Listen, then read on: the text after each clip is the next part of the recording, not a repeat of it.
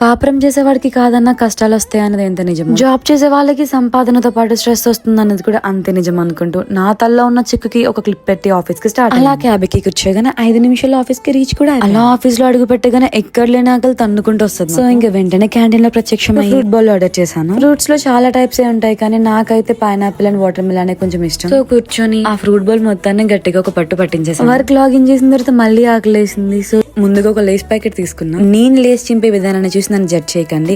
నాకున్న patience Lay's open చేయడానికి కూడా పనికిరాదు అనమాట కొన్నిసార్లు.